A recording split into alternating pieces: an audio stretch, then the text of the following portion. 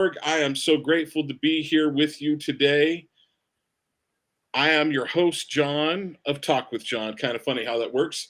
Mondays and, excuse me, Tuesdays, 4 to 6. But on Mondays from 10 to noon and Tuesdays from 10 to noon, you can catch me on K Talk Radio AM 1640. That was the great Dwayne Benson, or great Dwayne Meister, or whatever his name, or Dwayne Smith, whatever his name may be. We probably shouldn't mention it too much because there's some people that might want to know and we don't want them to know. But nonetheless, we have our producer was up on screen for just a minute, and unfortunately, I hit go live before he was ready to be off. So we want to say thank you to Dwayne. All right, folks, we'll get rolling. I appreciate you being here with me, Michael Letts. Michael Letts is with Invest USA. Invest USA is a nonprofit organization. Michael is the CEO, founder, and president of Invest USA. They provide thousands of bulletproof vests to law enforcement, to the police forces, and first responders. Now, I'm doing this off of my head.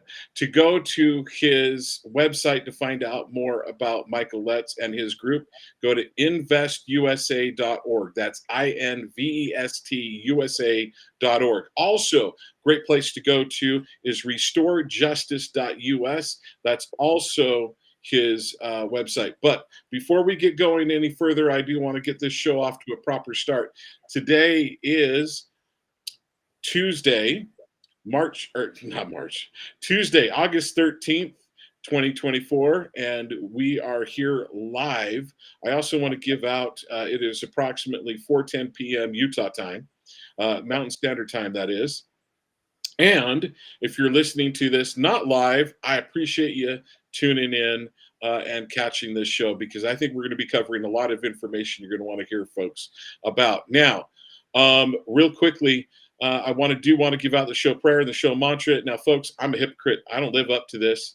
The chaplain, he and I are going to be having to go back in the, well, he's not Catholic, so I can't go into and confess my sins. But the chaplain knows that I'm a sinner big time. So, but this is the prayer of my heart when it comes to doing my show. I hope my show is a gift back to my forefathers, the founding fathers, and may it be an acceptable token to our Father above. Then the show mantra: where there is liberty, there is the Spirit of Christ. Where the Spirit of Christ is, there will be liberty. And the greater the Spirit of Christ, the greater liberty will be.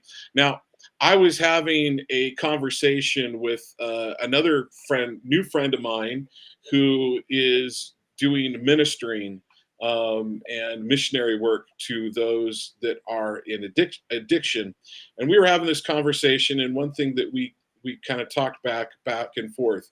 Listen, if you can sin one less major sin a day, or one less major sin an hour, one less major sin a day, one major sin less every couple of days, that gets you closer to Christ. That gets you closer. Now, heaven knows I sin great sins. We won't say how often, but it happens. Yeah, never mind. We're just not even going there. So the bottom line is, try every day. Try every day. Christ loves you. Christ wants you back. Christ wants to give you his grace. Okay, so that's my religious spill for the week. Now, I'll tell you, Michael Letts, we've got things happening in our nation that, I have to fight really hard to not sin over just my frustration with it. Almost makes me want to swear. A lot of people feel that way, John. And frankly, more than just want to swear, I guarantee you we want to do other things. We're going to talk about the assassination attempt today. We're going to talk about Kamala Harris being selected. I think the last time you came on, Kamala Harris they just announced that Joe Biden was stepping down, and that Kamala Harris was going to take his place. Sure. However, the votes had not yet happened, and it's not even really, it's official, but it's not official that Kamala Harris is running. And definitely Tim Walz had not been announced as her vice presidential running mate. J.D. Vance had. It was after the assassination, and we're going to go into that. So before we lose our producer, we'll be losing him somewhere in the neighborhood of about 15 minutes. So I want to go over a couple of clips. First, the first one is going to take a minute. It's like 3 seconds, 3-second clip, folks. You're going to want to pay attention. You're going to want to pay very careful attention, because this is a clip that someone sent me. If they want to raise their hand, someone sent me this clip. And this clip is of shots being fired from well, I'm going to let Michael Letts explain it, because he's seen this clip before, and he might have seen this before I did, and someone may have sent it to me that knows Michael.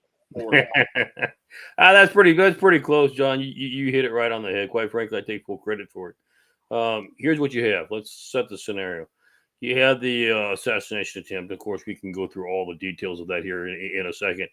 But what people didn't realize is you had thousands and thousands of people that were in the audience who, nowadays everybody uses that little camera, their little iPhone, to record. And so it takes time for people to go back and say, review it. Oh, look what I caught. And then they send it to, or they get it out. This one is one that was just recently discovered. It was not for public review, but it was submitted. And here was what is extremely shocking. Let's put the frame in context. Initially, when the shooter, Mr. Crooks, was engaged, and then he was taken out by the CA, the counter sniper. They were initially reported as soon as, and I know you've got a clip of this as well, it's coming up next, but it was reported by the officers on the scene, not just Secret Service, but the local law enforcement who had their body cams. Their body cams were released, and the body cams indicated right after they came up on the roof with the Secret Service. So it's not like somebody had time to do something before, and this is an old tape. It was simultaneously when they were all converging on the roof. They identified, when I say identified, they marked the body, marked the rifle, and then they went over and marked the spent shells, and there were 5 spent shells. And so the initial reports were there had been 5 shots that had been fired before the assailant had been taken out, and that's what they stuck with. Well, shortly thereafter, as they began to review the audio, because you remember you had plenty of audio, people recording on their phones, the audio equipment for the speech itself, for the location, etc. As they began to review the audio, it became obvious that there weren't 5 shots, there were 8 shots.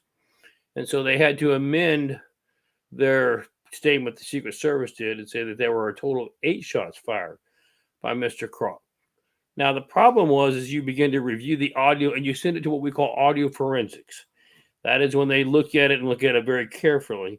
Suddenly you discover that the first 3 shots were distinctly different than the last 5. The first 3 shots have what we call in forensics an audio, a background echo, excuse me. This is the word I'm looking for. A background echo only occurs when a shot is fired inside a building. You remember Mr. Crooks was on a roof outside. Yes. So now you have supposedly 3 shots that were fired from somewhere inside. Now, initially it was kind of like, well, maybe that audio is not accurate, or maybe, the wind was blowing, or there may be some other explanation for those 3 having an echo. Then this is what Dwayne is showing now, what you see on your screen, is a video that came in. And if you will look into that, is a 2nd-story window. And if you will look, you will see 3 flashbangs, what we call flashbangs, from the muzzle of a assault rifle. So now suddenly those are your 3 shots that were fired from interior. Well, if they were fired from the interior, they couldn't have been fired from Mr. Crooks because he was on top of the roof. So now you have a huge question that has been raised. Were there more than one shooter? Who was the other shooter if there were more than one? What do we know about those 3 shell casings? What do we know or not know? And we're almost 3.5 weeks into the operation now. How come it's taken so long to pin this down? And those are questions that we are not getting any answers to. You remember the director lasted for what, 3 days after the incident before she finally resigned? And then you had the deputy director of operations. Interestingly, the deputy director of operations, Mr. Rowe, was in charge. That's his job, operations. So, in other words, all the protective details would have come under his command. He would have reviewed all the precautions that were taken, all the things that were set up for providing protection detail. So he would have known about this and what was done at Butler before anybody else would have. So now he's in charge of the operation. He is refusing to acknowledge or discuss anything about these additional 3 shots, other than to say we're going to turn it over to the FBI because, and at this point, he's right. You don't have an agency investigate itself. We'll have the FBI investigate. Now, unfortunately for the American people, this is the same FBI that was in charge of the Russian dossier. You remember, denied that it was funded by Hillary Clinton for years until they finally admitted they made a mistake. This is the same FBI that had the Hunter laptop computer for 3 years before they even acknowledged it to the American people. Now, you and I both know, John, if I seize evidence and have it, I don't stick it in the bathroom closet for 3 years and forget it's there. Well, if they took that computer 3 years prior to their acknowledging that they had it, they dissected that thing inside and out before they ever admitted anything to the general public.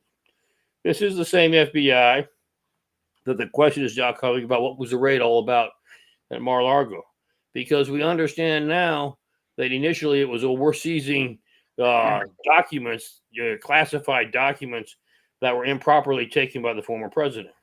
Now we have evidence that actually the Biden administration, after the transfer of power, sent a number of boxes to Mar-a-Lago. And so what was in those boxes? So the question is beginning to, you're having somebody investigate that. Obviously, we have very great. Okay, wait a minute. Whoa, time out. All right. That was a record-scratching moment. The Biden Biden I thought you knew that, John. Sent boxes. Correct. To Mar-a-Lago. That's correct. Okay, so there's a couple of things. If Biden is sending, quote unquote, classified documents to Mar-a-Lago after he's been put in, quote unquote, as president, all right? Let's set aside whether he was rightfully put in as president or not. Let's completely set that issue as the side. Right. He sent boxes. Well, I'm going. If he's sending boxes and then make sure his people raid, I'm going to call. Boy, there's a whole bunch of things that bring that up. Setup is the number one thing that comes to my mind. Number two, I would say that there's a good chance that that's illegal because then Donald Trump, the citizen, now has classified information that was sent to him pretty much probably unwittingly on some level is my guess. So I'm and here's what we want to be fair and objective. Let's give both sides. Their position is, look, we found some information that you obviously didn't grab, John, on your way out the door. So we were being nice. We sent it to you. So the question becomes, okay, what did you send? Now, here's where it becomes interesting. We can't seem to find an inventory of what was sent. We just know that you left stuff behind, John, and we sent it to you. So their position is whatever we sent was innocuous. Well, how do you know that? I don't have an inventory. I don't have anybody signing for it. I don't have anything that verifies what you just said. So I don't know whether you sent something innocuous or whether you happen to, at least it raises the question, perhaps sent something you shouldn't have. Now you're blaming Trump for it. Don't know. It's up to you. I mean, somebody needs to give us better answers. And we haven't gotten that yet. So you begin to see this whole administration has been based on its ability to deceive the American people, to be able to lie to the American people. Unfortunately, our producer is about to leave us. And he's the one that second video control over playing the video. Okay, let's do the second one. I'm going to let you introduce what we're about to see. This is something that someone that you know probably sent it my way. Well, and here's what the second video shows. It's just a reaffirmation of what we've been talking about. It's not about the 3 shots this time. It's about the fact that, the Secret Service then took a position after this had unfolded by saying, well, we brought in a local police to help assist because we were short-staffed. They didn't do their job. They didn't know what they were doing. And, really it's probably their fault, but I guess we have to assume the blame because it's our responsibility. First of all, it is their responsibility. Second of all, a meeting was scheduled so that we could go over with local and state law enforcement what you wanted them to do. You never showed up. You didn't even bother tell them you weren't showing up. You just didn't show. And now, thirdly, what this video shows is local officers rushing to the scene where Crux is on the roof shooting, and one of the officers very clearly saying, I told the Secret Service on Tuesday, this was the Tuesday before the Saturday, that this was the primary objective that people could get an advantage shot to, and it needed to be covered. Obviously, they didn't listen to me. So that's very damning to the Secret Service, and that's what you're going to see. Go ahead and roll that tape if you'd like.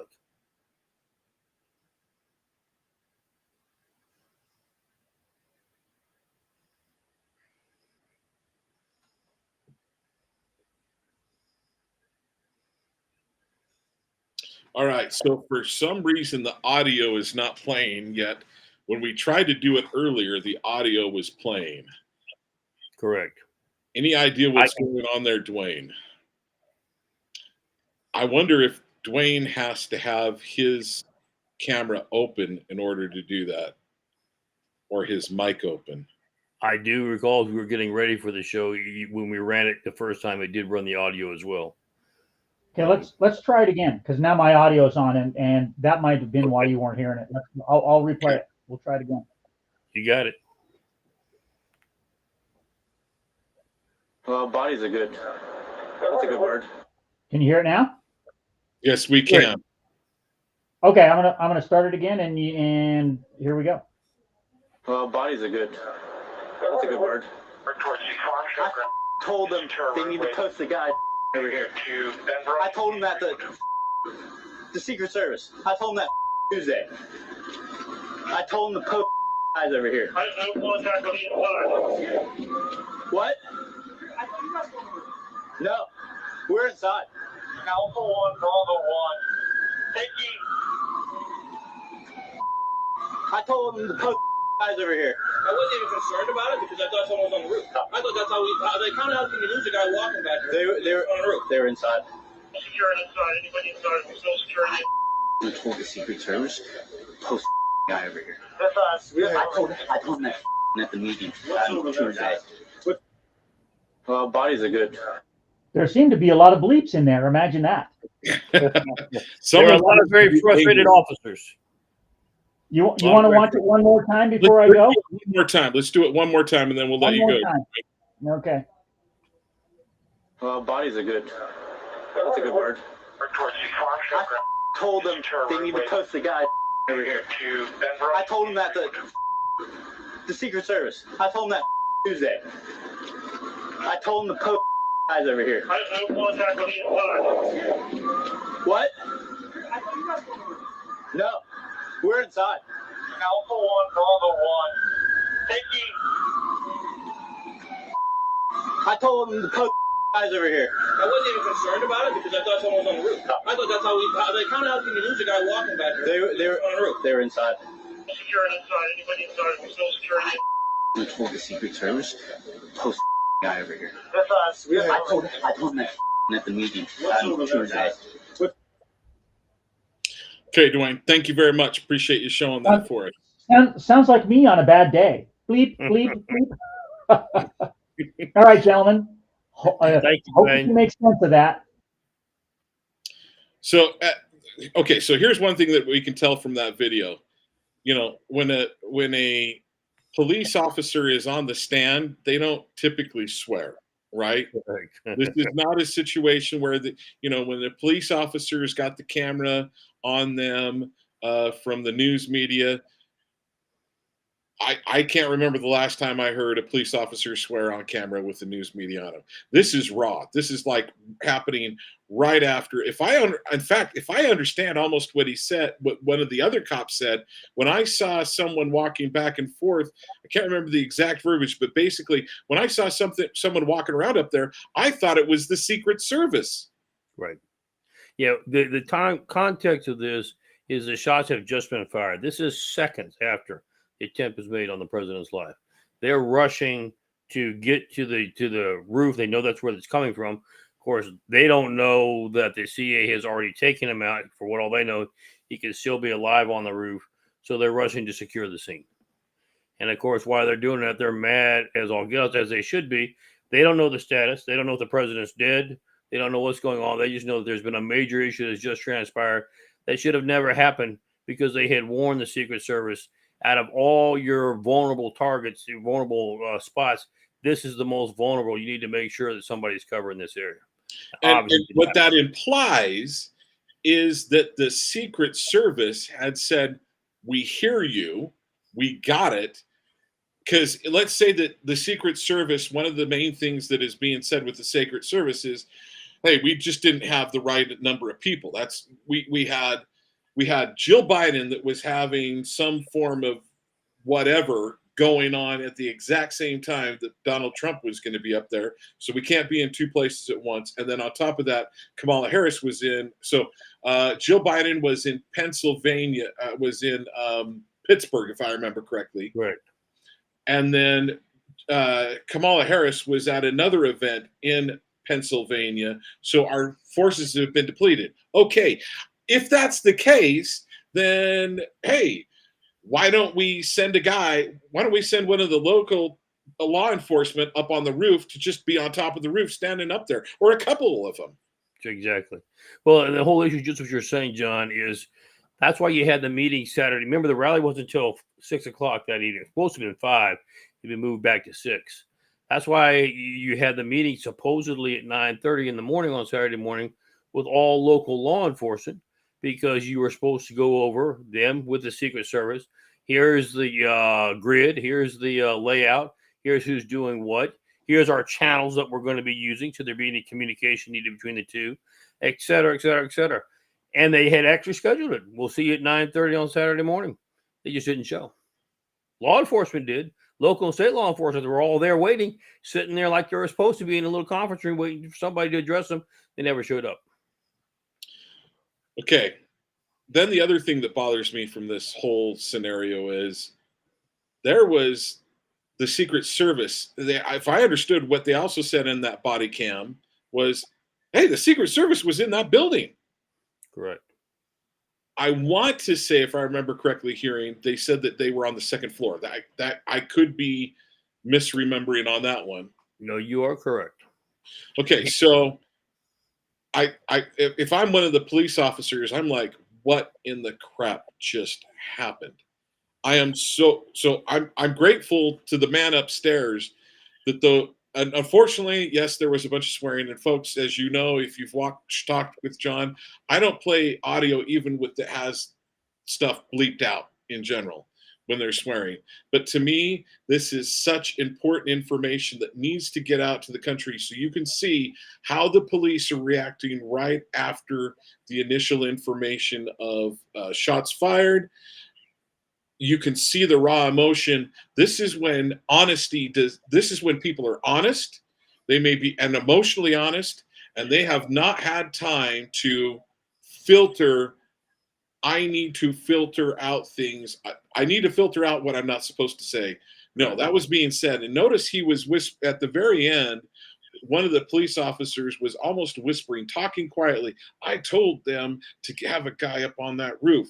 My suspicion is there were other people right around there, possibly the Secret Service, and we were starting to go, hey, what's going on here? We need to start getting our story straight.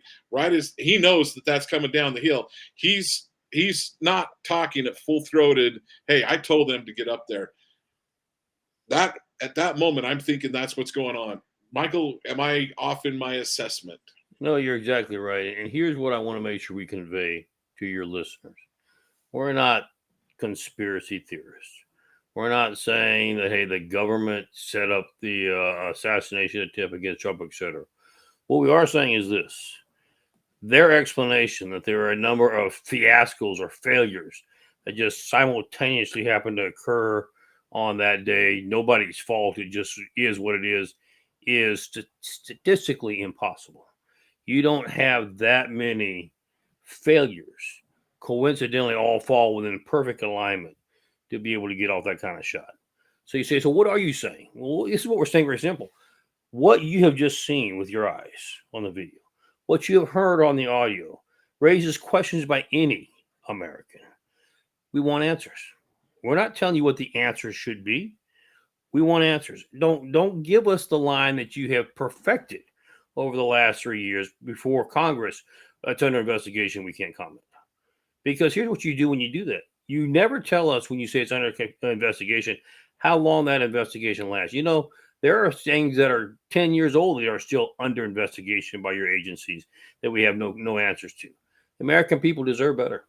Quite frankly, we have the best, or we did have the best intel, the best law enforcement agencies in the world. You're going to tell me that you can't get me answers for years? What kind of investigation are you doing? What it seems like to me is you are stalling until you hope the American people can find something else to be worried about and forget this. And quite frankly, it goes to the crux of a particular issue for every American. If I can't trust my government, if my government, not only can I not trust them, but I'm seeing evidence that they are being used to weaponize and politicize against American citizens, we have much deeper issues than we ever imagined in this country. And we better get them fixed, and better get them fixed now, not tomorrow. That's all that this whole broadcast is talking about. Questions, legitimate questions have been raised. We are asking the answers to these questions. We are getting stonewalled, no response other than a general, everything is under investigation and we're not prepared to comment. We won't comment while an investigation is underway. We have seen you use that line so many times over the last few years before. We're still not having any answers, that we're not going to buy that anymore. If you can't get the answers, fine. I know plenty of people who can. So if your agency is incapable of doing its job that it should be being done because the taxpayers are paying for it, but if they can't do the job, then just say so. And we've got plenty of other people that we can get that will do the investigation. We would be very timely and get us the answers that we're looking for. Well,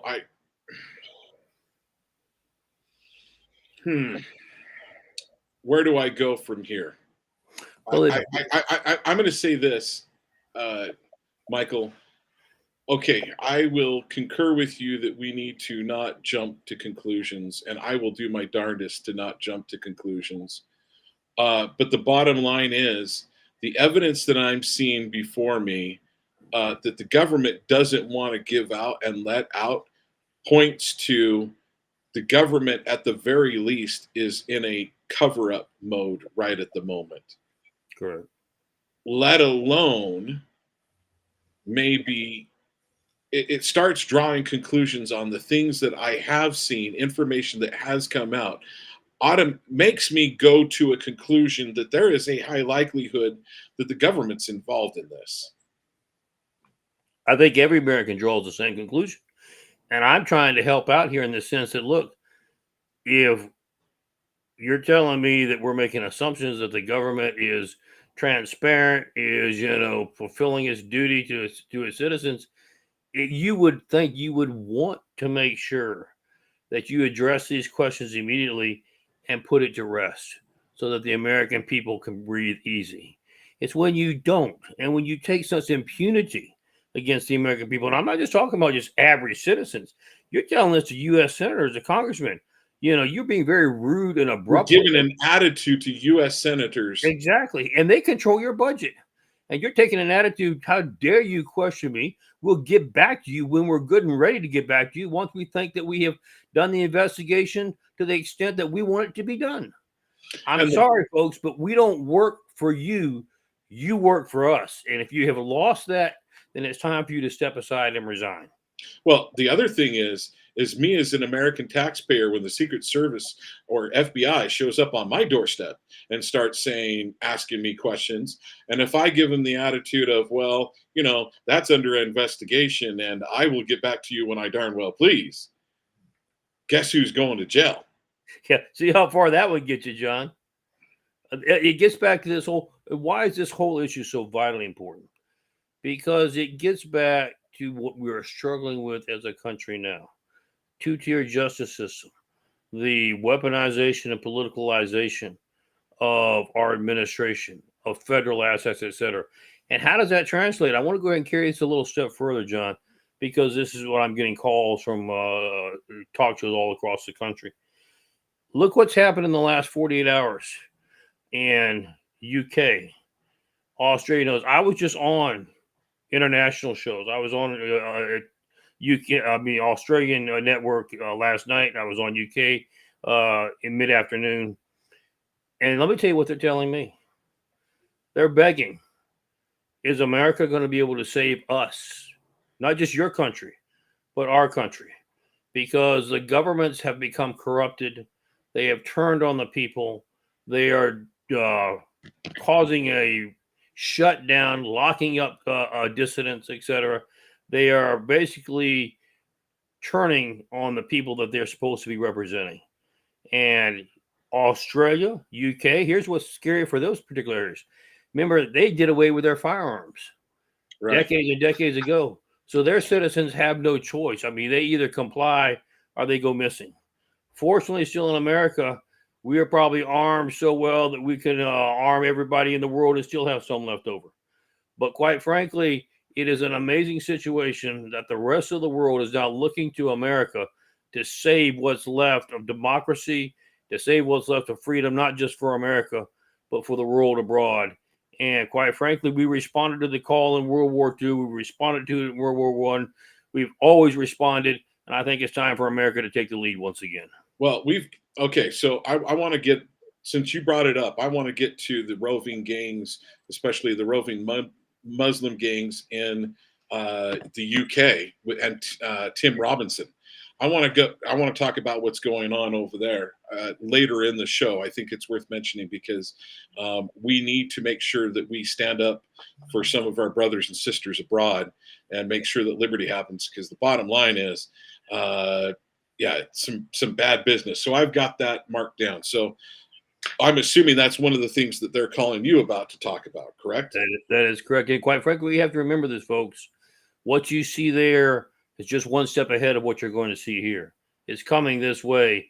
So we either fight it and defend it and gain victory now, or we'll all go down together in defeat. And I don't think that's something the American people are looking for. I'm absolutely convinced that's what's going on.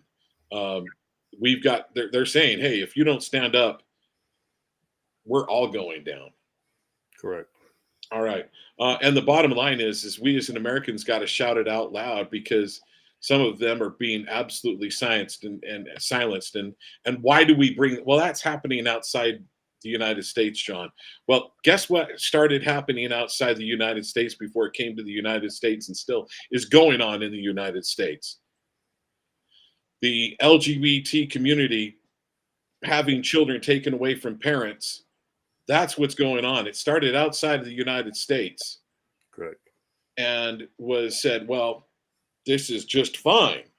That's what happens, is it goes everywhere else first, unless we stand up and say, oh, heavens no, we won't go. I think it's interesting, John. This just came out in the last 48 hours, 24 hours, I believe.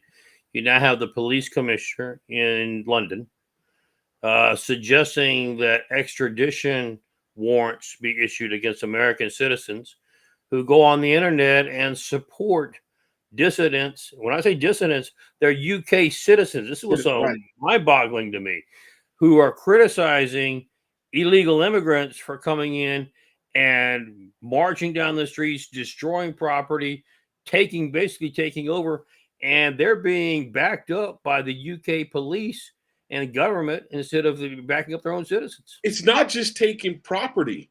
It's taking their children. They go to want to get their children. The girls are being raped and being groomed then Yep. raped, and when the citizens go back to say, hey, we're taking our kids, they're like, oh no, you're not. And the police show up to arrest the citizens trying to get their own children and daughters out of there. Correct. Yeah. And you know, that is, and the point, just driving it home, what we were just talking about, folks, that is their vision for this country. They just happen to be a little bit ahead of us, but they're headed this way very quickly. And we either realize the peril that we're in and put together the plan, which we already have together, and stand united to implement it, or we will all be torn apart piece by piece. Yes. Let's get back to the assassination. So there's a couple other pieces that are that I think we want to bring into play, but also something that I want to talk about is who would we want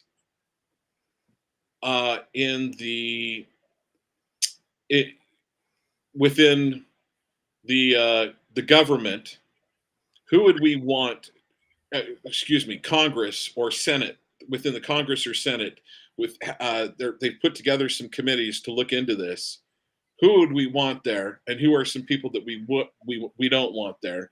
And I definitely want to go over it. But here's a few points that we knew that were brought out clear back just a few days out. I want to say after a month, or not a month, after about a week and a half.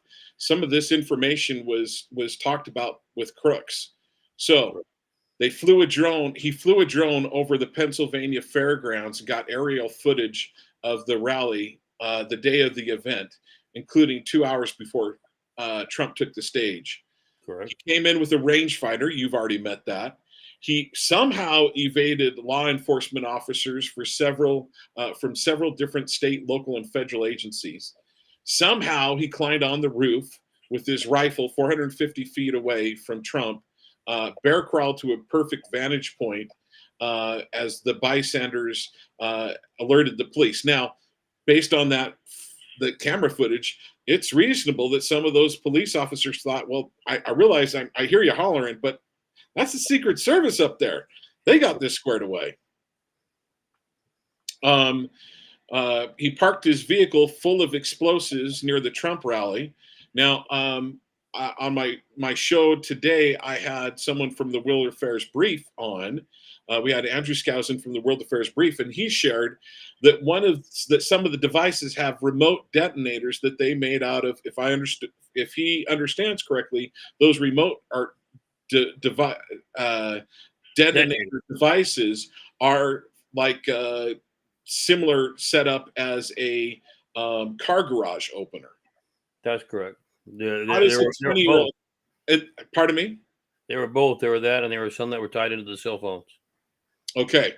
Then he parked his vehicle full of explosives near the Trump rally. How do the dogs not smell that coming in?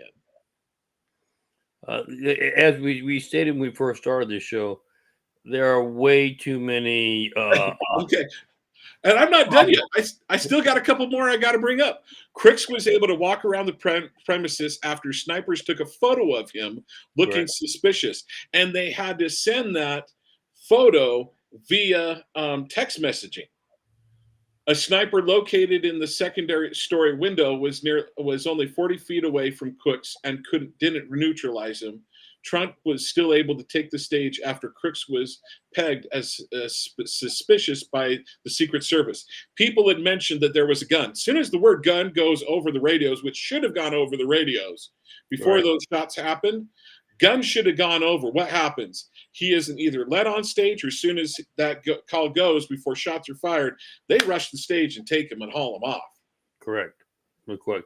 And quite frankly, in this particular situation, what is amazing is listening to the defense. Well, we didn't have proper communications. That's a broad term. We have dealt with interoperability for my entire time, for 30 or 40 years. One of the negatives of interoperability is that's why we lost so many people at 9/11, because we couldn't talk back and forth. Different agencies couldn't talk. So we did take some corrective action. Here was the corrective action that is in place today. We have what we call a shared channel. They did have a shared channel, by the way. Okay. Second of all, we have. Let's define what a shared channel is, because there may be a few people that don't understand what a shared channel is. Well, let me get into you a little 2-second overview. What is interoperability? Interoperability is you have a fire department that's been there for 50 years. They've got old VHF radios, UHF radios, and they don't have the budget to go out and buy 800 megahertz or anything like that. So you've got other agencies, smaller law enforcement that may have VHF. You have some that have 800, but not 800 meg. And so everybody's got some little different channels. Now, we had developed technology, never went anywhere because there wasn't enough political support for it. That's a whole different show. But where we could do interoperability and have them all communicate together in a particular situation. But instead of going down that path, here's what they did. They created what we call a shared channel system, to where I go in and give you one of our radios, John. Okay. So your team now has a capacity to interact with me. And it's the same way it goes the flip side. I get some of your local people to be with our Secret Service agents, so that should something come across the radio on your channel, and it doesn't happen to get to mine, we all hear it. Okay. Both sides. So there was, the ability for two-way channel communication. They don't admit that. They just simply say there was problems with communications. I'm smart enough to know, because of what I've done with interoperability over the years, that's a very nebulous statement. There's always problems with communications, okay? But there were things in place that solved it that day. You had a designated channel communication line, and you also had the ability, you had agents with them and local with the other that both had their radios on full volume so that we could hear anything going on. So if you make the argument, well, it was the local police saying gun on the roof, we didn't know it, Secret Service, it's not true. You would have heard it with the local agents that were assigned to it coming over the radio. We see a guy with a gun on the roof. Same way, they also called it into what we call the designated communication, the two-way communication that was set up for that day. So that line just doesn't hold merit. This gets back to the point we've been talking about. You're either not telling me any answers, or you're making up excuses that are easily shot down for those who know what's going on. So that just becomes a whole problem on where is our government? Does it serve the people, or is it serving somebody else? Well, it seems to be serving the Democrat Party really well. No question. It doesn't seem to be serving the citizens of the United States or the Republican Party very well, in my mind. And Okay. quite frankly, I would carry it a step further. I think, John, it is serving a nefarious cause and not a cause of justice. Whether you're Republican or Democrat, to me, is irrelevant. I mean, justice is what it is. There should never be a two-tiered justice system. We should not be using our resources to go after somebody that we don't agree with. I mean, Republicans shouldn't be going after a Democrat because we don't agree with his philosophy, vice versa. You should not be using government resources to put American citizens at risk by open borders. I mean, we can go on and on all night long. And quite frankly, the answer is very obvious now. This government not only doesn't like you or me or somebody like that, it doesn't like anybody that doesn't agree with its nefarious, and I use that word, its nefarious objectives now. I think it's totally true. That's just, we cannot continue to survive as a country. Okay. For another day for a lot of that to happen. I also want to say that you shared with me on his show something about his bank accounts as well. There are two other things that need to be discussed. First of all, he had 3 phones. Let's talk about his phones for just a second. Those phones have encryption on there. We're being told that they cannot break the encryption or haven't. Yeah, let's just put it this way. Let's give them credit where credit's due. This was a week and a half ago. They couldn't break it. Now, have they had some great revelation that they're not telling anybody? Quite frankly, my response when that question was raised to me on the show is, having worked in the intelligence community as well, there ain't nothing we can't break, John, in a matter of an hour if we have to. Okay, so don't tell me that line that there's encrypted that we couldn't break through. You can tell somebody else that doesn't know any better. My question is, I know good and well we've broken it. What's in it that you don't want anybody to see? And then you go to the next thing. We know with the GPS of those phones, one of those phones had a GPS tracking from calls that were received by crooks, and the GPS on that phone indicates that that phone was in the presence of either the FBI headquarters itself or on the sidewalk right next to it repeatedly. So what Okay, conversations real were- quickly, one of those 3 phones that were basically within Crook's possession, one of those 3 phones were basically pinging right on the sidewalk in front of the FBI headquarters. in the headquarters or on the sidewalk right next to it? Okay, I wanted to find which headquarters, like the headquarters in Pennsylvania. No, the FBI headquarters in DC. Multiple times. Multiple Over a period. times, encrypted phones. And then we can go from the encrypted phones. Part of the encryption was there were also foreign bank accounts, encrypted bank accounts in two countries that we know of, possibly more. Okay, so let You me tell me, hit a John. couple of things. Let me hit a couple of things. I know some very wealthy 20-year-olds. I mean, very wealthy, millionaire 20-year-olds. I've known some. I know of 20-year-olds that their parents are multimillionaires. Correct. I've known of a couple 20-year-olds that have 2 phones.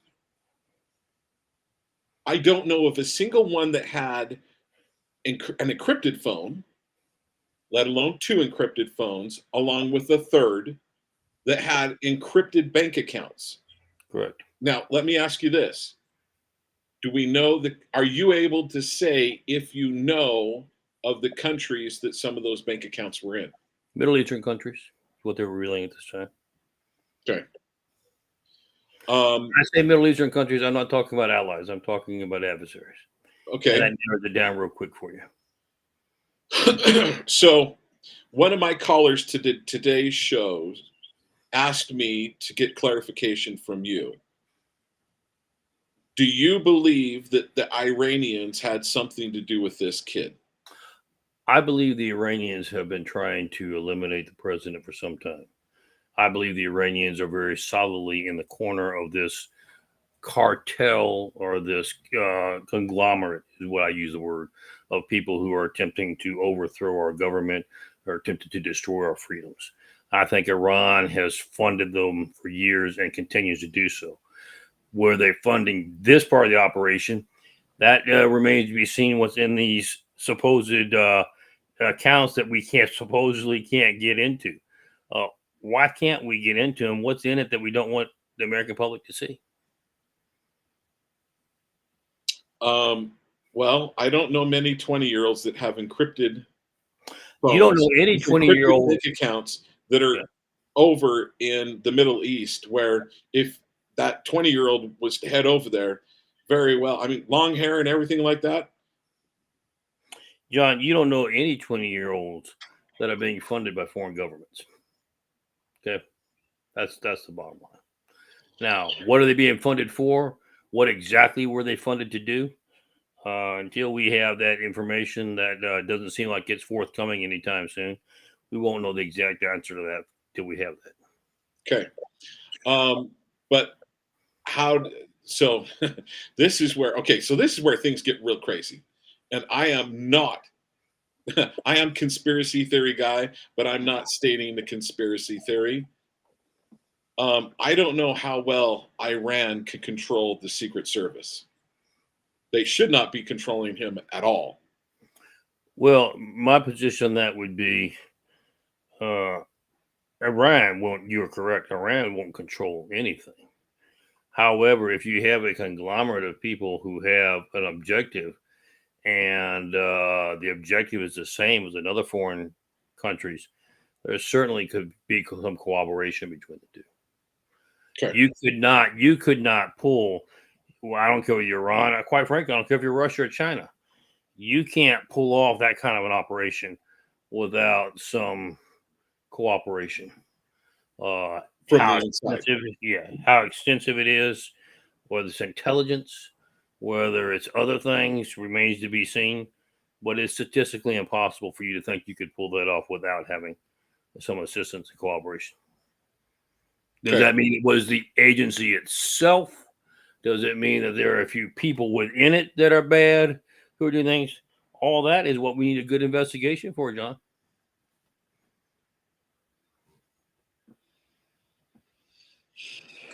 The only negative in this whole conversation we're having is this is not a one-time issue that just happened to occur, never happened before. I gave you, as we first started this show, Hunter's laptop, the Russian dossier. There are so many things. I mean, we could go into the agency, the CIA agency, and talk for the last 50 years of things that should never have been done that were done. So it's not like this is, wow, this is the first time this has ever happened. How did we get to this point? John, this has been occurring for some time. And it is just now really getting so obvious that they're not trying to hide it anymore, that people are finally beginning to pay attention to see what's really happening. But this just didn't happen yesterday. This has been happening for quite some time. And so the question becomes, how deep is it? How bad is it? And what are we going to do about it? Because quite frankly, you get to the issue, and I know we were going to talk about this. I'm not saying we need to talk about it right now. We've got some more time in this show. But when you have an administration that says it makes no difference whether the outcome of the election, whether your person wins or our person wins, etc., there is not going to be a peaceful transition of power anymore. There's going to be a civil war. They control, or they think they control, the assets of the U.S. government. That's a very scary position to be in, John. Yeah, very worrisome. So I want to kind of start wrapping up my thoughts on this assassination attempt and some other things that are a little bit of a head scratcher. Who would I want on? So Speaker Johnson, after this happened, put together a panel to look into the assassination against President Trump. And Sure. Speaker Johnson announced the names of these individuals: Mike Kelly, Mark Green. Mark Green is fairly solid. Rhino Dave Joyce, Laura Lee, Michael Waltz, Clay Higgins, and Pat Fallon.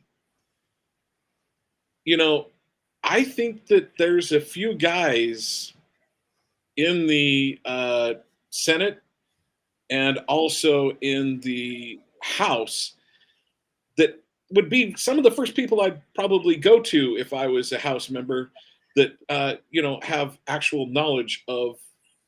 Well, one was a former SEAL, and another one was a Green Beret Special Force. If I understand, he was Green Beret. He might have been airborne, but he was Special Forces, and he was counter sniper, over the counter snipers as well. That's Corey cool. Mills is one that I'm speaking of. His name wasn't announced, and he said he's going to run another independent parallel investigation. The problem is he doesn't have subpoena power. Correct. It's Corey and Eli is the one you're talking. Eli is the Navy SEAL. And, Eli. Right. I mean, it's you see, this is a question that you can see where I'm getting pushback. It's kind of like, is it so bad I don't want to know? Because you're telling me that, we even wonder now who we can trust that supposedly represents us in Congress. Right. Because here you say, well, that's just a nefarious statement. No, it's not. Because we have seen people that we thought would do an eloquent job of stating a position for the TV, but yet you begin to find out they've been getting resources or being compromised on other things. That's just the way the system works. And it has gotten so corrupt. Who do you trust? And before, the American people are kind of like, look, I'm just going to work 9 to 5. You all do your own thing. I don't care. Just leave me out of it. I think we're realizing now that that's why we're in the mess that we're in. Yeah. We can no longer do that anymore. So then I have people all across the country contact me.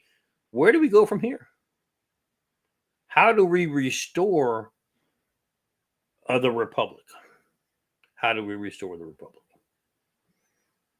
And of course, my first response is it's kind of hard to restore a republic until you identify what your enemy is. And how do we go? And I mean, bottom line, Speaker Johnson, the two first people you should have announced was Eli and Corey. They were the two first people you should have gone to and said, "Will you please serve? And if you won't serve on the committee, I'm going to announce it to the world that you declined the option." See, I carried it a step further, John. I think we're to the point now to where if you really want to gain the trust of the American people, you say, look, I'm not going to my pool, okay? I'm going to get the best people in the country. I don't care whether you're in Congress or not. That's irrelevant. I'm going to get the best investigative authorities that we have, bring you in, empower you as a committee. Tell me what you need. You need subpoena power. What do you need? Now, get to it, and let's no politics involved. Get to it and get me some answers. That's where we've come to the point now, but nobody wants to take that position because they're scared of what they're going to find. But the Democrats didn't have a hard time putting together a committee. Democrats never have a hard time pulling their line. January 6th, they didn't have a hard time putting together a committee for January 6th. They don't have a hard. Well, let me just be very blunt on that one. And this is when they're getting me in trouble the last few days, but I'll say it again: is the Democrats have no conscience about abiding by law and order. They don't care that we have a constitution. They don't really care what it says. They are going to do whatever best serves their purpose. And that's where there's a paradoxy with, and I'm not going to say Republicans because we've got some rhinos, but that is where there's a paradoxy from people of conscience and principle.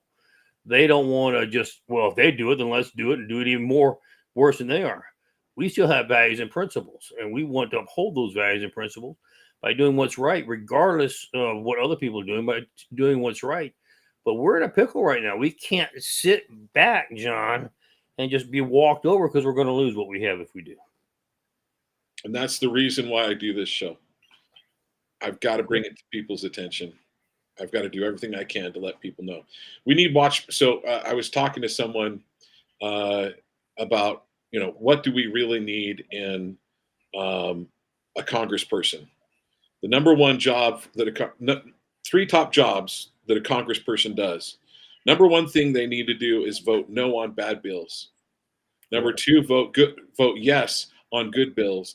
And then number three, be a watchman on the tower that says, just so you know, I came out of a meeting.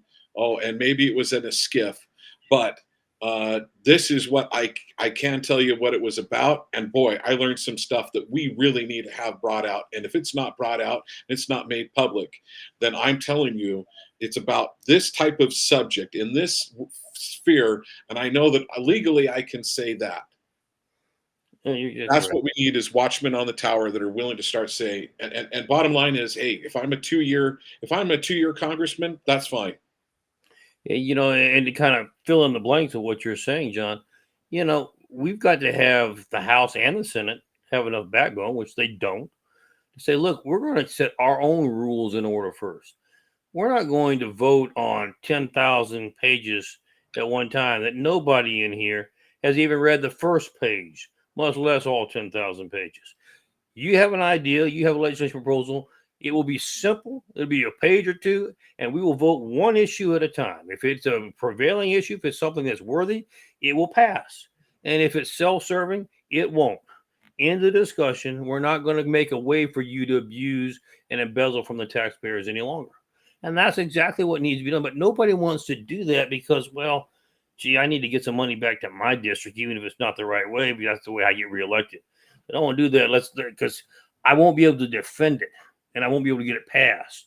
So I got to put it right in the center of that 10,000 page when nobody sees it so that it gets passed. So then once the dust is settled, I can run back to my district and say, look what I did for you. You deserve to send me again. The problem is I so desperately want to hold on to power.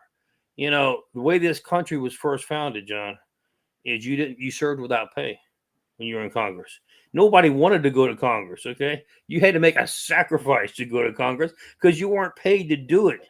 So It's kind of like, let me serve a 1 term or 2 terms and get out of here and get home so I can continue to support my family. That's where we changed it from that to suddenly making Congress a lucrative career. Not only do you get paid well in Congress, but we allowed them to use their influence to line their pockets with millions and millions of dollars on side deals.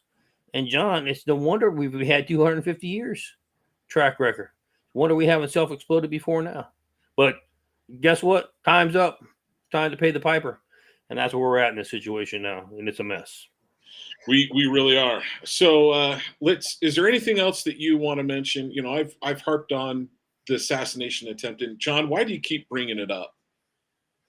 This was in our face. If this would have been Joe Biden or Kamala Harris that an assassination attempt was made on, it would be constantly running in the news. They'd be told how heroic they were, especially if the assassination attempt was unsuccessful. We'd be hearing how great they are, how wonderful they are.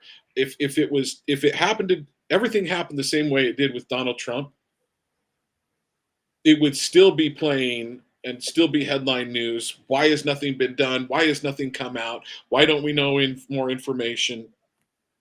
All of this would be happening. This has been memory hold. It's not been in the mainstream media for weeks. So you're right. They have an agenda. And I think it's important you said, is there anything else? I mean, you know, I think it's crucial that we talk about what the President Biden and members of Congress said over the last few days, how that, you know, there will not be a no longer peaceful transition of power. Because here's why it's so important to say it. They want you to be fearful. That's how they get what they want. They want to spring things on you. What's going on? You're scared to death, and you immediately react to whatever sounds like somebody knows what they're talking about to get you out of the mess. Whereas if we say, okay, this is what you have proposed to do, we're going to take the challenge head on. We're going to make sure everybody in America knows what your thought is, why your thought about doing that, and if you decide to go down that path, here's how we're going to respond to it. It removes their ability to control the future situation. And that's what we need, because quite frankly, I firmly believe that it wasn't just Joe saying this or Raskins or other people. They have that picture in mind. They will not give up power. So let's use the positive for them first. Harris wins. Well, then they know that there will be disgruntled people who challenge the fact that they're not transparent in their nefarious ways. So they're going to go ahead and take care of it in one shot.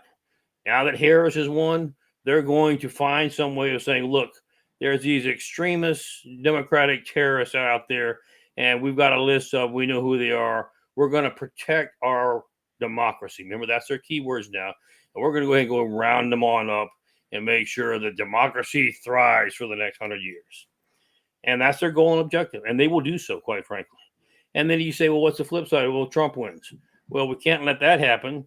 So we are going to invoke the 14th Amendment, even though there's never been even an indictment, much less a conviction about Trump being guilty of insurrection. But they're going to try to block it anyway. You say, how can they get that accomplished? Here's their thought. They realize they don't control the House, but they think they're close. And so they're hoping, you remember, the House will convene January the 6th with the new Congress. They will swear in the new members on January the 6th, and then they will vote to ratify whatever the Electoral College is. So they're hoping that when they seat the new Congress, that there'll be a Democratic House. And then before they even bother about the Electoral College, they will immediately call for a vote to say that we believe that he has violated the 14th Amendment and he cannot serve in the office of the presidency. They know good and well that when they do that, that's going to evoke a reaction as well. So either way, they're going to get their position that, hey, there's going to be people upset in the streets.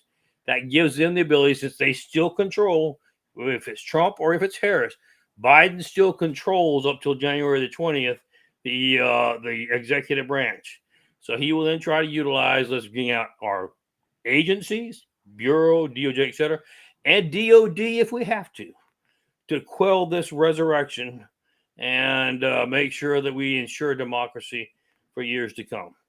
And we can't afford that. We just simply cannot afford for that to happen. So and I think it happens to be very interesting that he Jamie Raskin, when he said this, he said January 6th. Correct. Dates mean something to these evil cabal people, and I'm sorry. It does.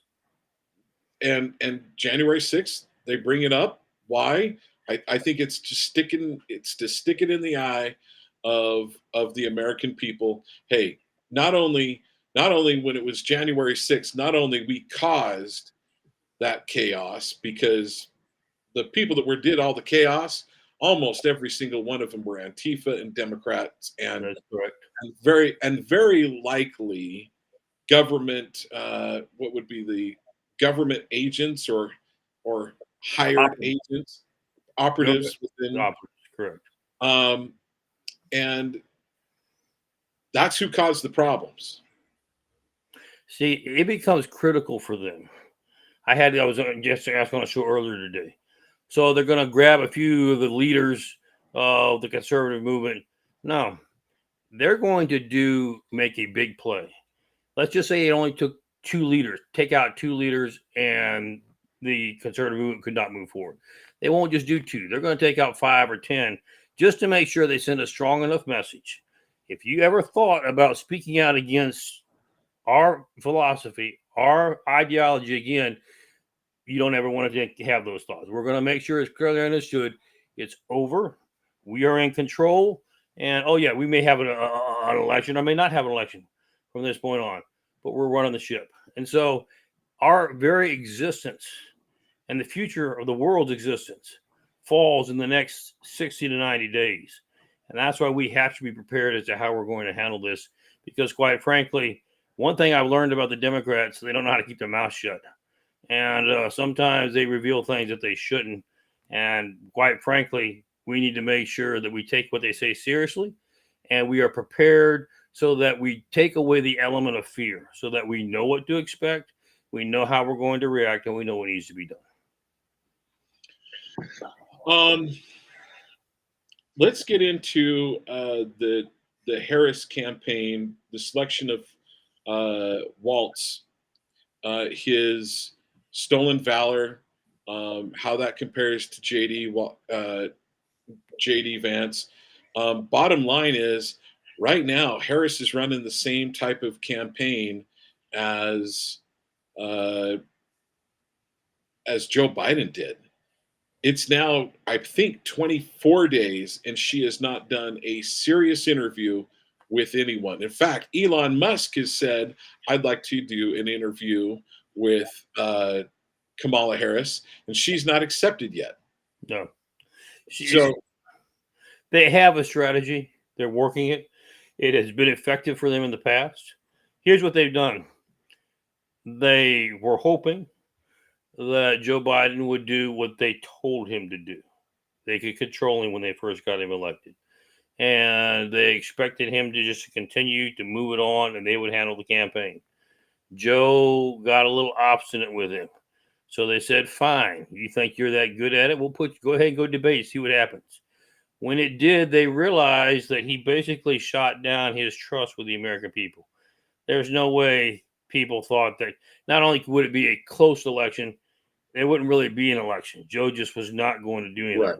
So it would be hard to steal an election, and we'll use the words that need to be used, to steal an election when you have a candidate that people don't think could get his own vote, much less anybody else's.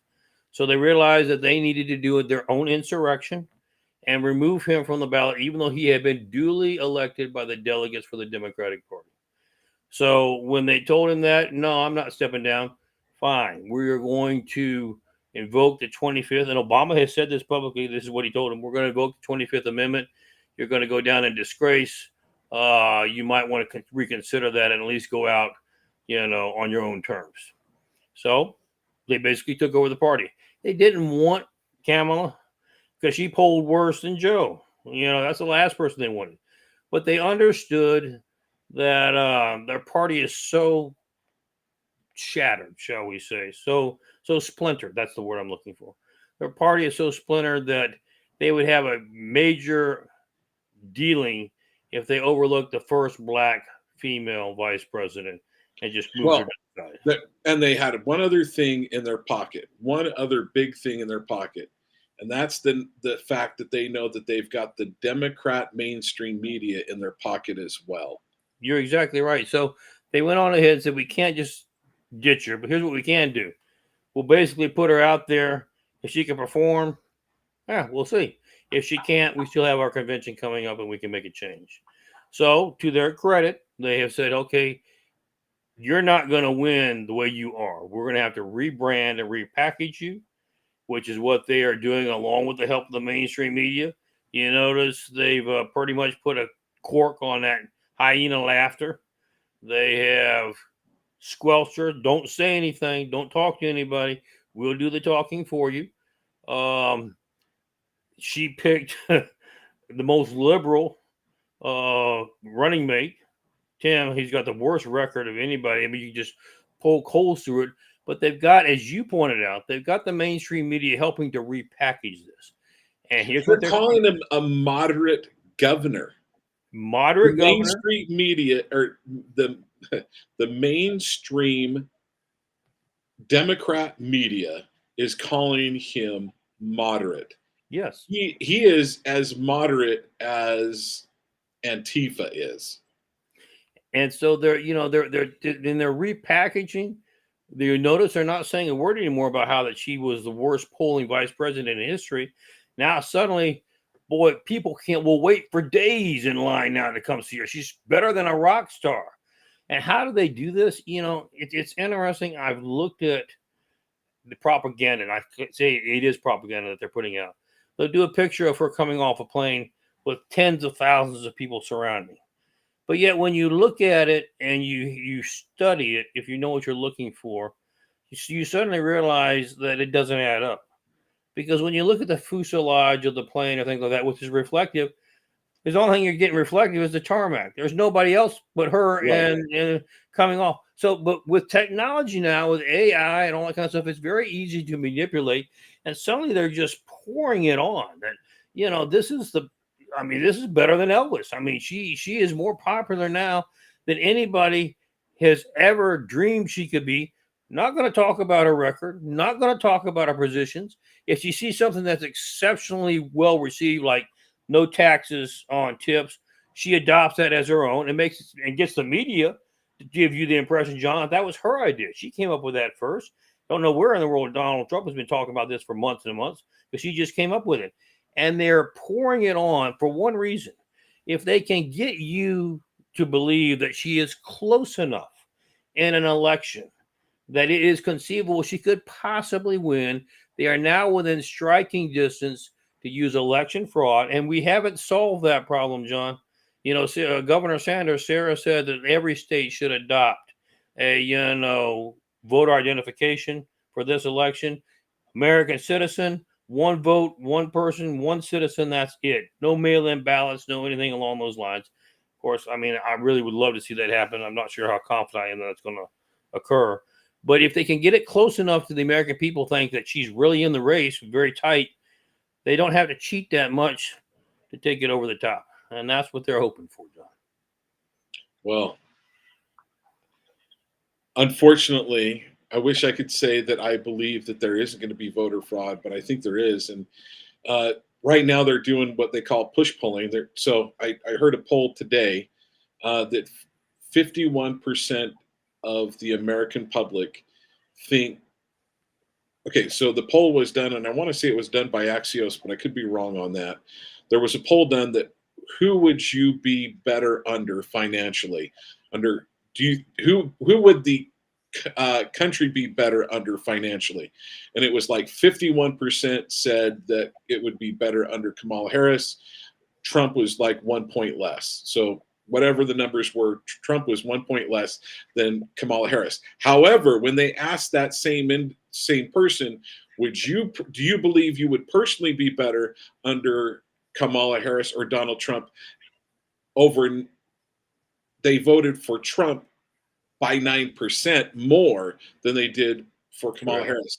So they're doing really screwy things. They're trying to get us these polling numbers out that say that she's popular, she's great. They get these rock stars to come out, and pay people to turn out. Correct. Donald Trump isn't paying people, but they are. Act Blue is paying people to come to her. They're paying for lunch, and they're paying for people to come out to see Kamala Harris. On top of that, they're giving them some form of music festival, some type of concert. Well, Donald Trump doesn't need to do that. No, you're right. What's interesting was you just said a couple key factors that we need to throw out there. First of all, they're getting their funding through an organization called Act Blue, who now that we've shined a light on Act Blue, we now discover that 68% of their contributions come from China, communist China. Okay. Whoa, That- I did not know that. That is illegal and then some. Okay. You remember foreign government cannot be involved in our political elections, period. 68% of their contributions come from communist China. And how do they make this pass? Well, they take you don't even know they're doing it, and they suddenly give 30, 40 contributions a day, 100 here, 500 there, et cetera, et cetera. You don't even realize that they're putting them in your name, and they hope you never discover it. And they do this all over the place. That's how they spread the money around, and nobody has bothered to shed the light on it. Now that light has been shed, here's what's interesting. How many Department of Justice investigations you think just got opened up into Act Blue? Zero that I'm aware of. Zero that I'm aware of. So you've got that issue. You've got, you're talking about the mainstream media rebranding her. She was the deciding vote as the president of the Senate to vote against allowing tips to not have to be taxed. She's the one, the deciding vote to authorize the IRS to go after people who are in the service industry and not reporting their tips. But no, suddenly we don't talk about that. We just talk about this great idea that she has, that she's going to help the working class and make sure they don't have to pay taxes in the service industry. They won't be honest with the American people, which is the point we raised when we first started your show. We have such a air of dishonesty in our government now, in our administration now, that if we don't change it, we're going to self-destruct, and we've got to change it. We can't talk about it anymore. We've got to do something about it, John. Well, one thing that I'm aware of is we have people coming in and out of this show at all times, especially when we're doing it live. So I want to bring up the statement by Joe Biden. I think we talked about it at the very beginning. Joe Biden said that was interviewed over the weekend. I want to say it was on Sunday. He was interviewed and asked what would happen. Do you believe that there will be a peaceful transfer of power from you to whoever take this over? And he's, if Donald Trump takes over, and he says, no, I don't. There will not be a peaceful. Oh, well, I mean, if Trump doesn't, there won't be a peaceful transfer. What? Yeah, he made it very clear. Very clear there won't be a peaceful transfer regardless of who wins. Because they have something nefarious in mind. They want to make sure if they win, you say, well, if they win, they should be satisfied and throw a big party. No. They don't want to go through this again. If they steal the election, that's what we should say, not win. If they steal the election, they're going to still want to create enough trouble that they punish the other side to make sure that a mainstream America understands you just don't need to be involved politically anymore. You don't have a voice. You just stay home and keep your mouth shut, and that's the only way you're going to survive.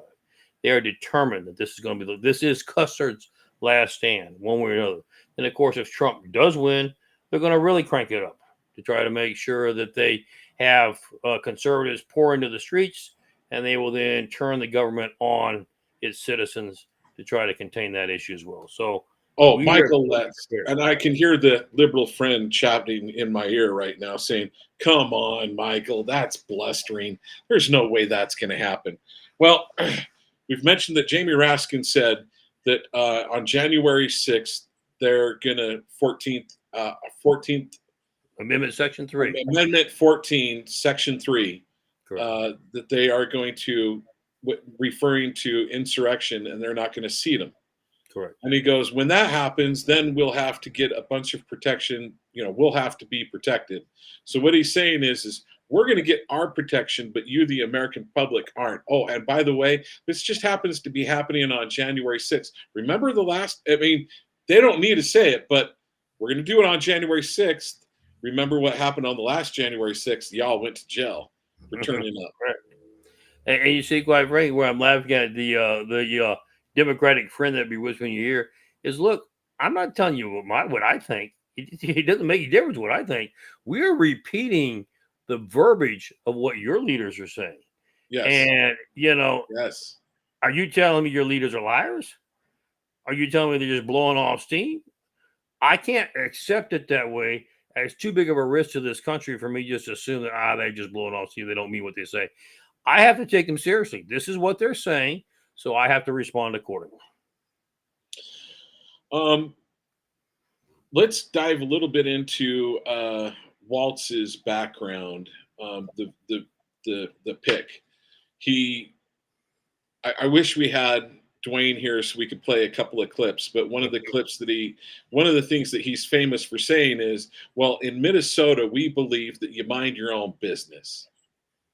You stay out of other people's business. Yet, wait a minute, you're the same governor that if I'm minding my own business and I don't want kids telling, and my child says that they want to be transgendered, and I don't want to go along with it.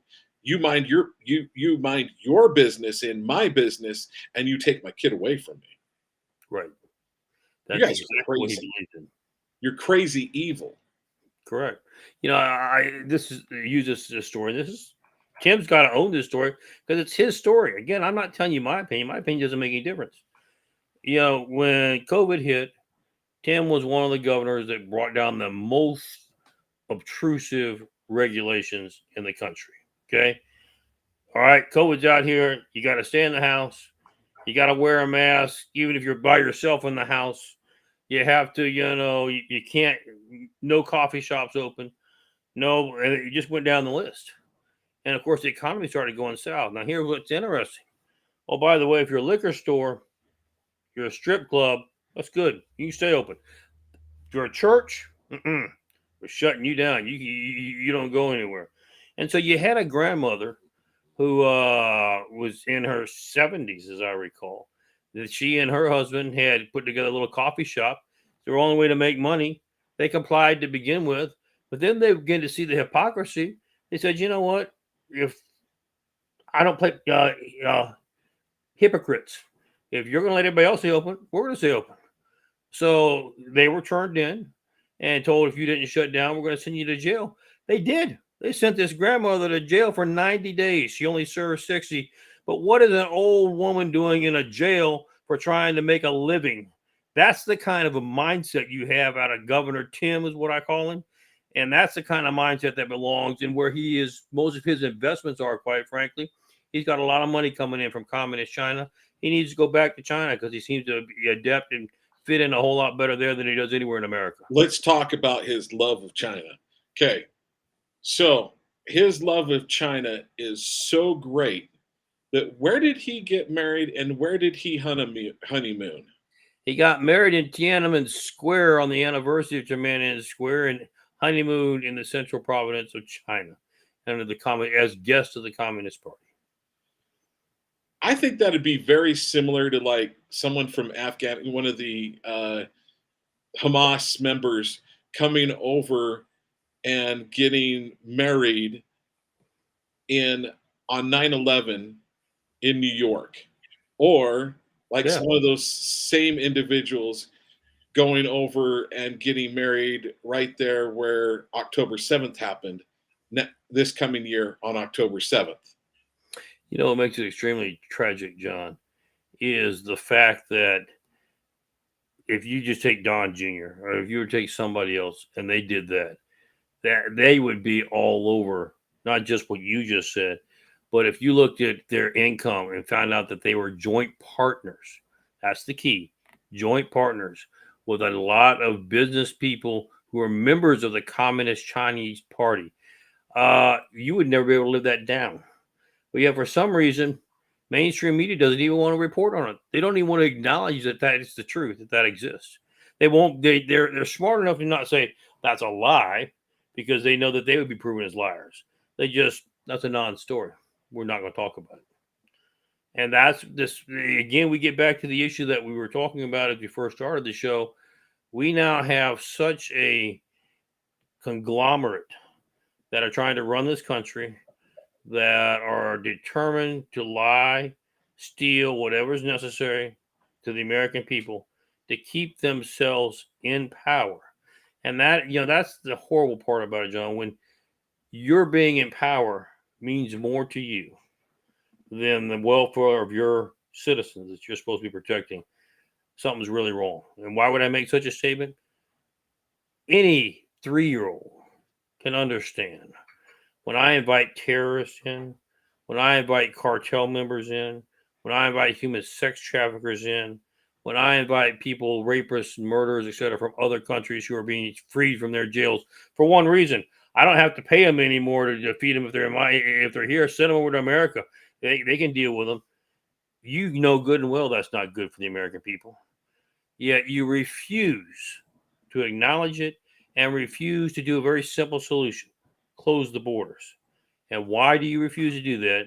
Because you need those people coming across to make sure you have ample padded ballots to allocate wherever they need to be at an upcoming election to make sure you stay in power and win. And when you're willing to sell out your fellow man for that, John, that's the saddest indictment you could ever give on a person. But that's where we're at today. Well, Kamala Harris is letting, Kamala Harris says she cares about women. Yet she's letting these guys come across the border that are known rapists, pedophiles, murderers. And when they get caught here in the United States and they break a law, we don't send them back. We don't execute them on the spot. We just say, you know what? We'll let you go out. And then we have, I believe it's Lincoln Riley happen. We have a number of situations. There's a news article on the Gateway Pundit that one of the people that just came across the border was nailed for illegal alien ferried into the U.S. by Kamala Harris rapes 10-year-old boy twice in Mississippi. We just had a lead article here on the Gateway Pundit that I just pulled up. Day before yesterday. I mean, I don't even know if it's an article or not, but I know about it. Had a 15-year-old girl in Massachusetts raped by an illegal immigrant that you and I paid for to give him an airline ticket to come over. Well, we're seeing over. I want to kind of go. She is letting in fentanyl. Sorry, folks. She was the border czar. She was supposed to be over this border. She was supposed to make sure our security is there. She did the exact opposite. I gotta figure that there's money being put in her pockets or people very close to her that are part of that is from the cartels. Well, there's no question. You're right. I mean, you have to ask the question that we just raised. What would cause you to allow people that want to harm Americans into this, into our situation? What would cause you to have policies that, let's do away with all your cars. Let's make you go to an electric car. That doesn't work. Can't go anywhere. And quite frankly, you can't afford groceries, much less going out and buy a new car.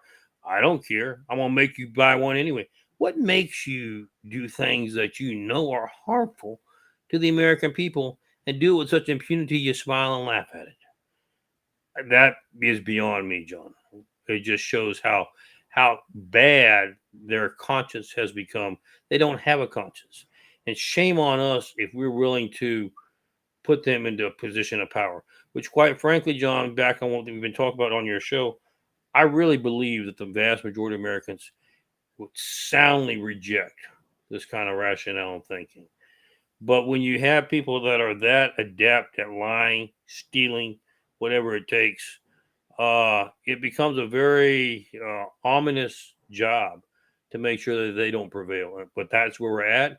We have to take the job seriously, and we have to make sure that we protect our children and our grandchildren for generations to come. And right now, we need to peacefully, patriotically start standing up and being heard and saying, hey, we don't want to allow this to happen anymore. Otherwise, we're going to have to start bearing arms over this. And what is the craziness that we may be facing? You said you've had some people reach out to you from the UK and also from Australia. Well, something that we know that's happening in the UK. Tim Robbins is out of the country. He happened to be, I believe it was in Greece, and he's being told that he's going to be arrested when he gets back because he happened to put up tweets that showed that gangs of Muslims are gangs of immigrants that are not part of their country and they happen to be Muslim are going around taking their young women and hauling them off and gang raping them. Yeah, and what's sad about this situation, John, is so that your audience understand exactly what we're talking about. He did not just write a tweet, hey, this is what these Muslim illegal immigrants are doing.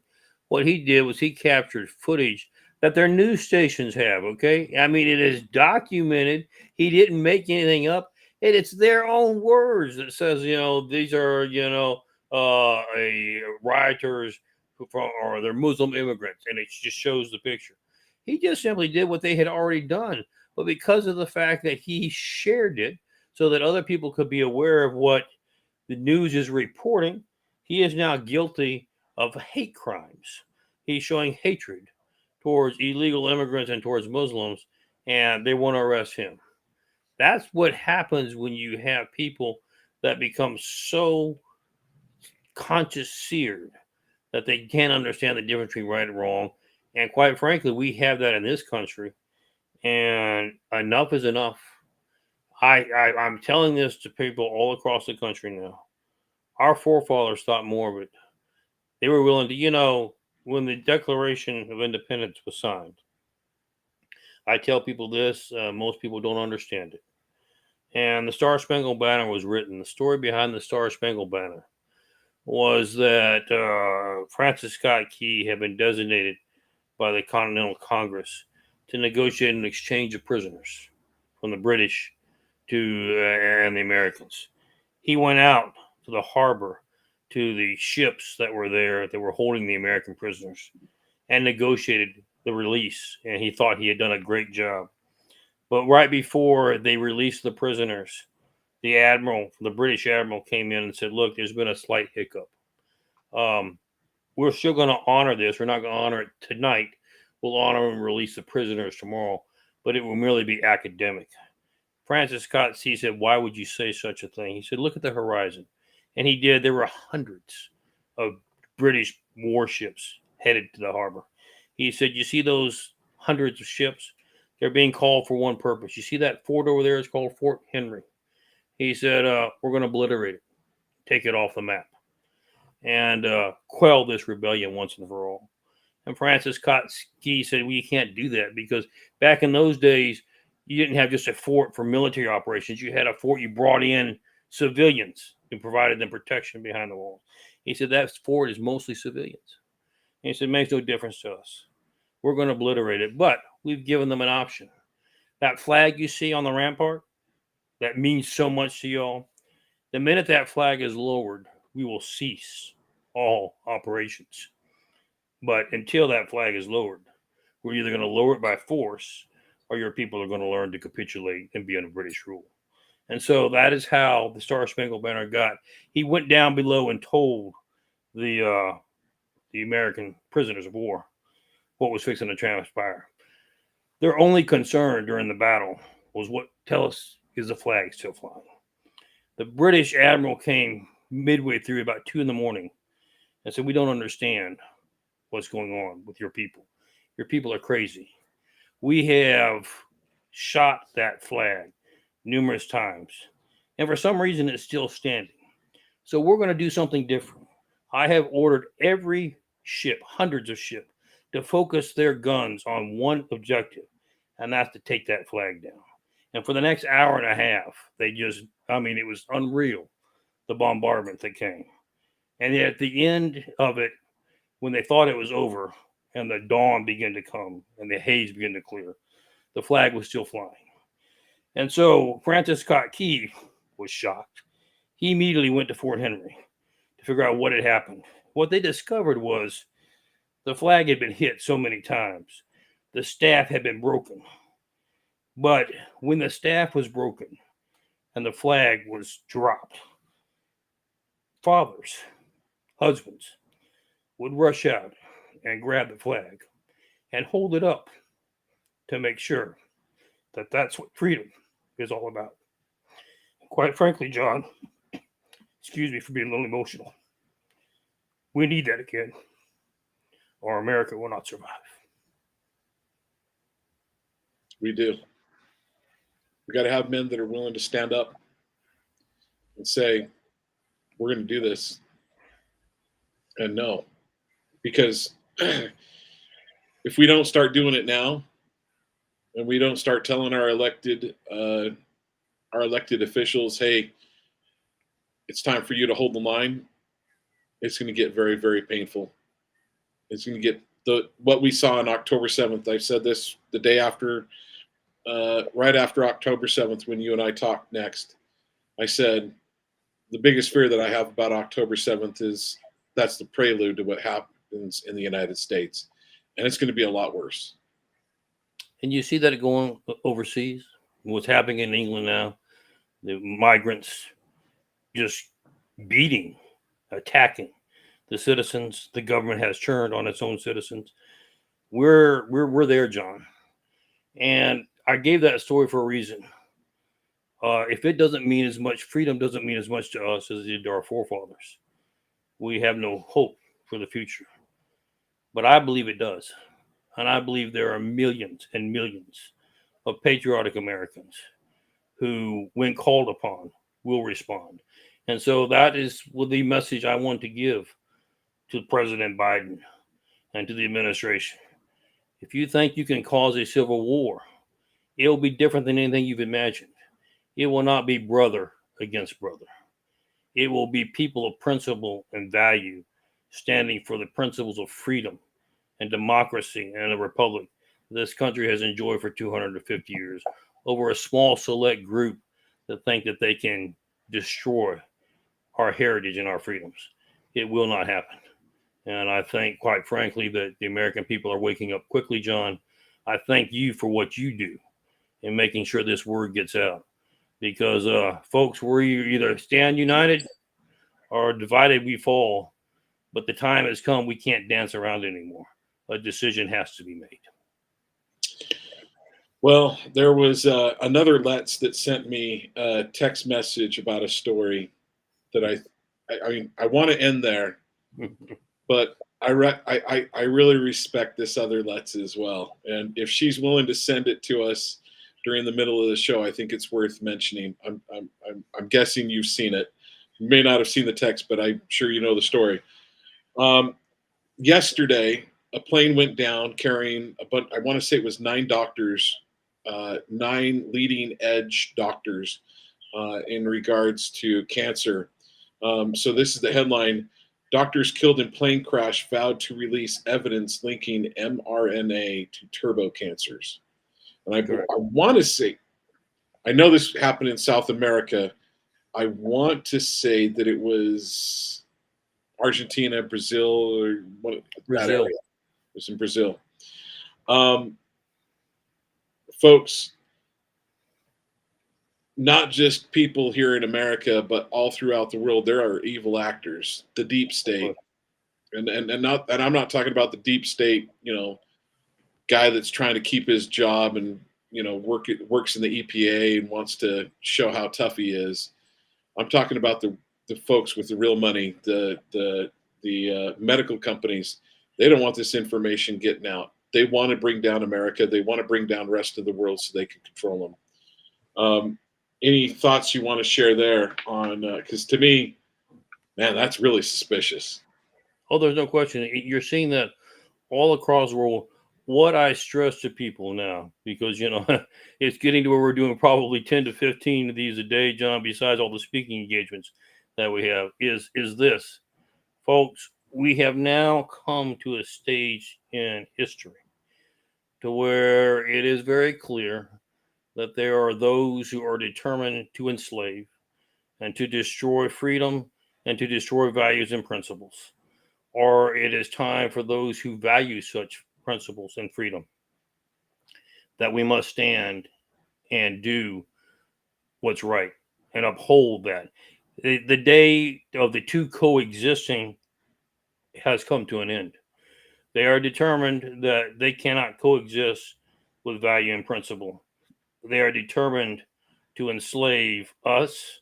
And quite frankly, what is amazing, what I tell people that I think you should be extremely proud of, is I told you of just the interviews that I'm getting worldwide now. and countries that are looking to America, we're rooting for you, because we know if America can weather the storm and come out on top as a democracy and free, that you have a pattern of supporting democracy and freedom wherever you go. I'm not saying we need to shed American blood in other territories, but we will certainly, if we can bring it here, it can be done it can provide hope for other countries. We are the hope of the globe at the moment. Malay has talked about that he looked to America. Correct. Now, some in America looking towards him to see what he's done. Correct. And I hope that Donald Trump and him have some nice conversations about getting it done. Yeah. And they do. And again, I want to stress, and I'm so appreciative of your time, John. Again, I want to stress, folks, this doesn't just happen with people wishing it or people talking about it. You have to be willing to make a sacrifice. Just as I use the illustration of Francis Scott Key and the national anthem and our flag, somebody had to say, you know what? It's worth it to my kids and to my grandkids to put my life on the line and run out and hold that flag up so that this country survives. They said, part of that story was the only reason the flag was still flying was because there were a huge number of bodies that they had to run out there. And when one fell, another one came, and another one came. And quite frankly, folks, it's an exciting time to live. It's a concerning time. It's an exciting time. If you ever wanted to make an impact on history and on the world, the time has come now. Never has there. We used to always, and remember, my grandfather landed on Omaha Beach on June the 6th. And we are constantly amazed, if you watch the movie Saving Private Ryan, how anybody survived. And so we've always called that generation as the greatest generation. But I truly believe that is no longer going to be the case. The greatest generation is going to be the one in the days ahead. It will be the greatest generation that led great victory and restored hope and freedom to the world, not just to America. Or it will be the generation that let it slip through our fingers, never to be seen by any country again. What an ominous responsibility to bear, but what an exciting opportunity is there. So I encourage those that are listening to us, Sean, understand the time for action is now. I have people tell me, well, what is the action we should take? That will be forthcoming. We will know. We will make sure that everyone understands. But here's the greatest thing. If you understand what your enemy is doing, you no longer have to be fearful when you hear things coming up. Oh, they went up in the polls. They did this or they did that. No, we know their strategy. We know what they're going to accomplish. And there are plenty of ways to counter that. And we will take the corrective action to do so as it unrolls out. But make sure that you have decided that you're going to be a part and you're going to stand, because united we stand, but divided we fall. And we can be united and we can be the next greatest generation. No disrespect to my grandfather, but this is the generation that will decide the future of the world. I concur. Well, let's end it there. That was beautiful, brother. I appreciate always joining me. I appreciate you being here. I appreciate your Karen Letts sending us stuff as we're talking. She is my. I think I sent you a video that will be going out across the country, but she is one of my strong rocks for the days ahead. I think I sent you that video. I can't remember. Yes, you did. In fact, I've got to give you feedback. That reminds me, I've got to give you some feedback on that. Very good video. Very good video. God bless you both. God bless America, and God bless Invest USA. Thank you so much, Michael Letts, for joining me today. Folks, what's our role? Get in touch with your elected officials and tell them, hey, we need freedom in America. We need liberty, and we expect them to do their job. So God bless you. God bless you, Michael. Thank you for sending that, joining us today for 2 hours. And we'll have you back.